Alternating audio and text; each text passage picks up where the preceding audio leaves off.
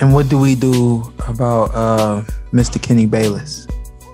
Yeah, I don't think I've ever been let down by Kenny Bayless, but I was let down by him just the other night, just last night. He was in the action, man. So he's opportunist. He gave both guys tough moments. So like when I watched it last night and the fight was over, I was like, boom, there it is. We always educate our audience, and I hope the fighters are starting to pick up on this show and watch it more, because I feel like we normally get something in there for the fighters, but I got something for the fighters tonight. And I'm not telling you to study your referees. However, you got to know who's in the ring with you. And I'm speaking from experience, because this is what happened to me. I had my first championship fight, IBF title in New York against Devin Alexander, 2013. And I got Harvey Dock in the ring with me.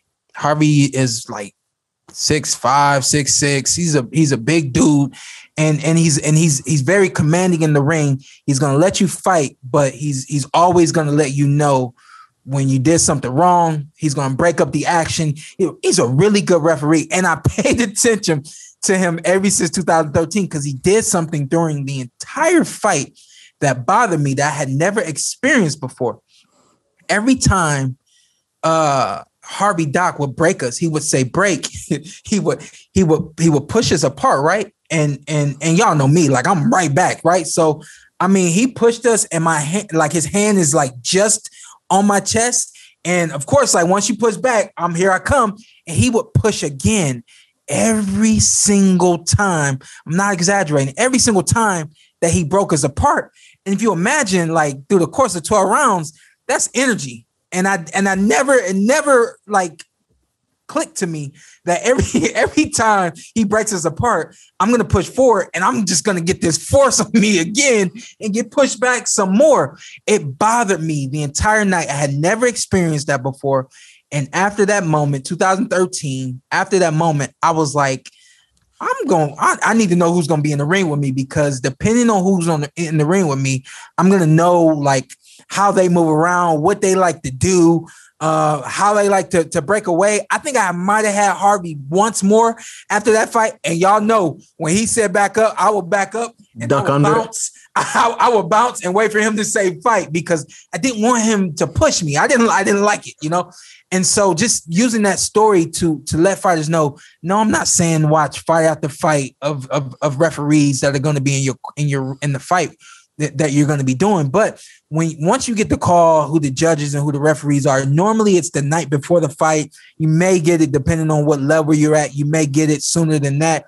Definitely when you're on TV, you should know who's in the ring with you. Just watch one fight. And you'll know how they move around. And I know this about Kenny. Kenny moves around the rings with his hands up. Not like a fighter, but he moves because he's ready to touch. Yeah. He's ready to just do a little pat here and there, bring an arm down, all that kind of stuff. And it made me mad, because I thought Kenny was a little more involved than he needed to be last night. I thought that he was breaking pretty fast.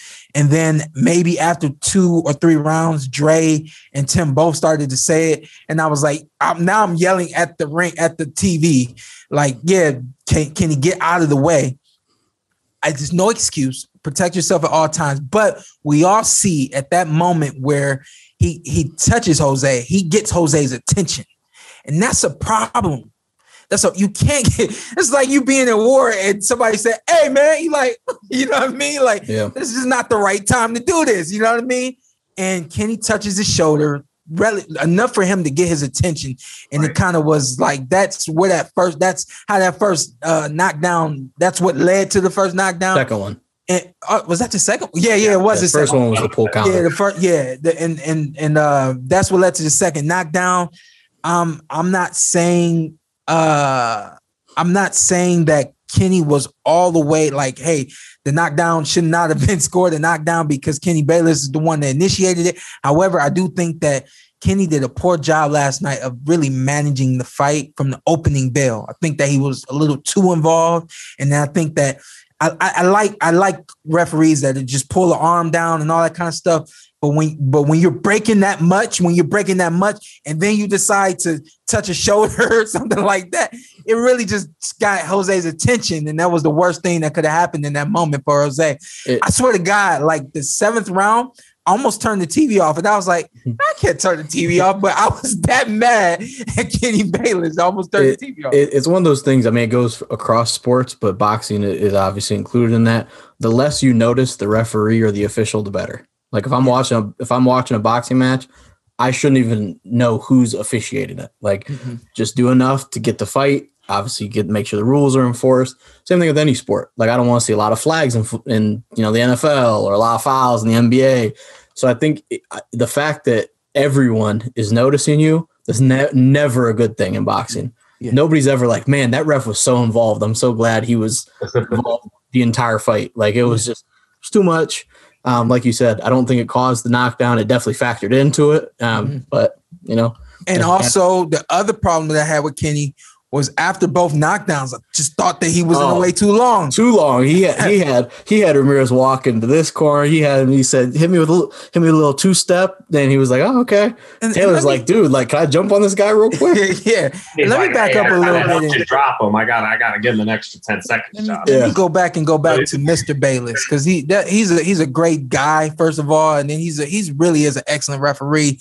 And he refs the same way every time. So any fighter out there, again, just especially when you're on the TV level, don't think that I'm saying that you can be fighting down in Mississippi in a 4-rounder and you should be able to see who's refereeing your fight and you'll know what to do. But watch some of these big time referees, because the big time referees, they ref the big time fights. And when you see how they move and how they get down in the ring, you'll know what to expect. So a guy like, again, we're going back to Kenny just touching Mr. Bayless, just touching Jose on the shoulder.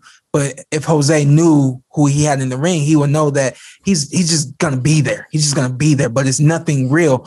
But last night, when you're breaking as quick as you're breaking, you can't then come in and just touch the shoulder and expect both fighters to just keep doing what they're doing, So I just think that he was very consistent with getting in there too fast. And then I think that inconsistency came at the wrong time and Jose paid for it.